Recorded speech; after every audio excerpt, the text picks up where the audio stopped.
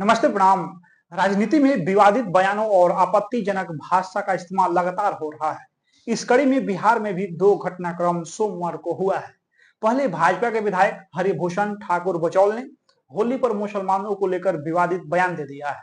तो इसके बाद नेता प्रतिपक्ष तेजस्वी प्रसाद यादव कुछ ऐसा कह दिया है जो भाषा किसी प्रदेश के मुख्यमंत्री बनने की चाहत रखने वाले नेता के मुख से कोई नहीं सुनना चाहता हो।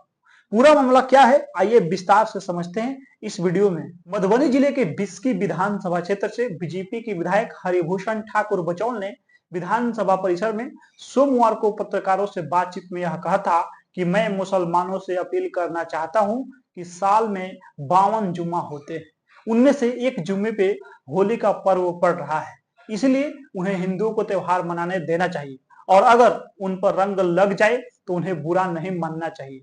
अगर उन्हें इससे कोई दिक्कत हो तो उन्हें घरों में ही रहना चाहिए। सांप्रदायिक सद्भाव बनाए रखने के लिए यह जरूरी है। जब उनसे कहा गया कि मुस्लिम रमजान के दौरान रोजा रखते हैं और शुक्रवार को विशेष नमाज पढ़ते हैं, तो बीजेपी विधायक कहते हैं कि उनके हमेशा दोहरे मापदंड रहे हैं। वे अबीर गुलाब बेचने वाले स्टॉल लगाएंगे और पैसे कमाकर खुश रहेंगे, लेकिन अगर उनके कपड़ों पे कुछ दाग लग जाते हैं तो उन्हें दो जग नरक का डर सताने लगता है। अब विपक्ष के नेता तेजस्वी प्रसाद यादव ने भाजपा विधायक के बयान का पलटवार किया है। तेजस्वी प्रसाद यादव कहते हैं कि घृणा फैलाने के आरोप में भाजपा विधायक हरिभूषण ठाकुर बचौल की गिरफ्तारी होनी चाहिए। मुख्यमंत्री नीतीश कुमार को चाहिए कि वे हरिभूषण ठाकुर बचौल को बुलाकर विधानसभा में माफी मंगवाएं। तेजस्वी यादव कहते हैं कि सत्ता मिले न मिले, जब तक राजद है, लालू प्रसाद यादव की विचारधारा है, वे किसी को गंगा यमुना संस्कृति के विरुद्ध काम करने की अनुमति नहीं देंगे। अगर जरूरत पड़ी तो एक मुस्लिम की सुरक्षा के लिए 5-6 हिंदू सामने आएंगे। तेजस्वी प्रसाद यादव ने सोमवार को बचौल पे तिखी टिप्पणी किया। तेजस्वी यादव ने पूछा कि ये बिहार राज्य बचौल के पिताजी के बाप का है क्या? बचौल है कौन? बचौल को क्या पता है? मंत्री नहीं बनाया गया, इसीलिए वह उल्टा पुल्टा बोल रहे हैं। तेजस्वी यादव इस प्रकरण में जदयू की चुप्पी पर भी प्रश्न किया है। जदयू आज पूरी तरह भाजपा और आरएसएस के रंग में रंगा गया है। भाजपा पहले पिछड़े, अति पिछड़े और महिलाओं पे हमला बोलती थी, अब मुसलमानों पे हमला कर रही है। लेकिन यह बिहार है, यहाँ भाजपा कुछ नहीं कर पाएगी, सब कुछ ठंडा दिया जाएगा। ये बयान जिसपे खूब बहसा बहसी हो रहा है, ये बयान सबसे पहले उत्तर प्रदेश के पुलिस अधिकारी ने दिया था। अब आइए उस पुलिस अधिकारी के बारे में थोड़ा जान लेते हैं।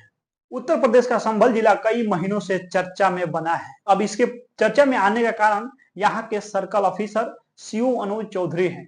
अनुज चौधरी ने कुछ दिन पहले कहा था कि होली साल में एक बार आती है और जुम्मा 52 बार, और किसी को रंग से दिक्कत हो तो घर से न निकले। सीओ अनुज चौधरी के इस बयान का मुख्यमंत्री योगी आदित्यनाथ ने भी समर्थन किया था। सीएम योगी आदित्यनाथ ने एक टीवी चैनल के कार्यक्रम में कहा था कि मैं उन सभी लोगों को धन्यवाद दूंगा जिन्होंने कहा कि 2 बजे तक होली खेलने दो, उसके बाद नमाज पढ़ना। बहुत सारे मुस्लिम धर्म गुरुओं ने भी इसकी अपील की थी। योगी आदित्यनाथ कहते हैं कि हमारा वह पुलिस अधिकारी पहलवान रहा है, अर्जुन पुरस्कार विजेता रहा है, पूर्व ओलंपियन रहा है।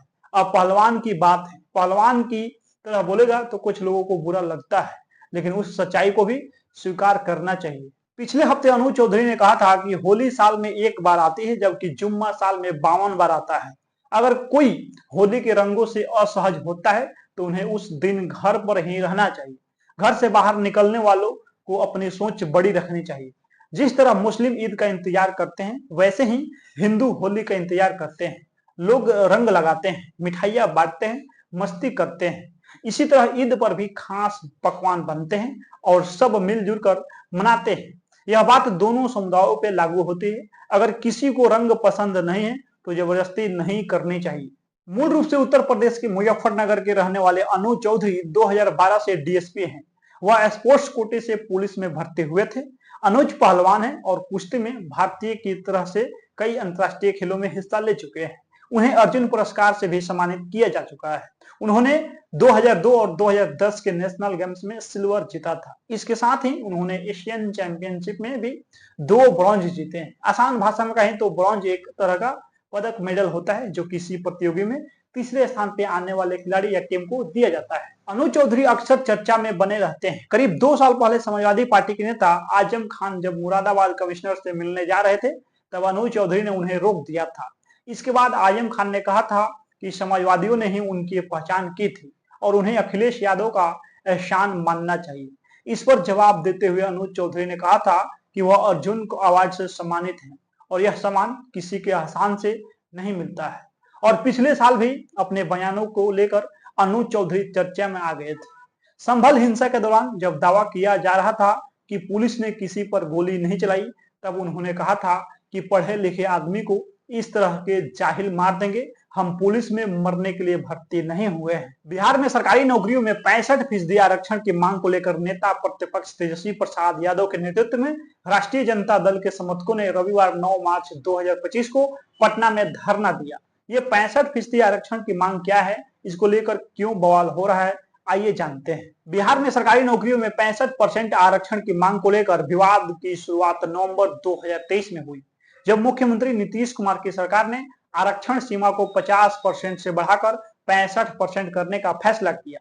इस फैसले के तहत अनुसूचित जाति एससी को 20%, अनुसूचित जनजाति एसटी को 2%, अन्य पिछड़ा वर्ग ओबीसी को 18% और अति पिछड़ा वर्ग ईबीसी को 25% आरक्षण देने का निर्णय लिया गया। इस बदलाव के पीछे सरकार का तर्क था कि बिहार में इन वर्गों की जनसंख्या अधिक है, इसलिए आरक्षण का प्रतिशत बढ़ाया जाना जरूरी है। सरकार के इस फैसले का विरोध शुरू हो गया क्योंकि सुप्रीम कोर्ट पहले ही 50% आरक्षण सीमा तय कर चुका था। 1992 के इंदिरा साहनी केस में सुप्रीम कोर्ट ने कहा था कि आरक्षण की सीमा 50% से अधिक नहीं होनी चाहिए। इसी आधार पर बिहार सरकार के फैसले को पटना हाईकोर्ट में चुनौती दी गई। 20 जून 2024 को हाई कोर्ट ने सरकार के फैसले को असंवैधानिक करार देते हुए इसे रद्द कर दिया। अदालत ने कहा कि आरक्षण बढ़ाने से पहले बिहार सरकार ने कोई ठोस डेटा या अध्ययन पेश नहीं किया जिससे यह साबित हो सके कि आरक्षण बढ़ाना जरूरी है। कोर्ट का यह भी मानना था कि इससे सामान्य वर्ग के लोगों के अवसर प्रभावित होंगे, जो संविधान के अनुच्छेद 14 समानता का अधिकार के खिलाफ है। बाकी आरक्षण पे आप क्या जानते हैं, प्रतिक्रिया दे दीजिए वीडियो में। मिलते हैं अगला वीडियो में। बहुत बहुत धन्यवाद।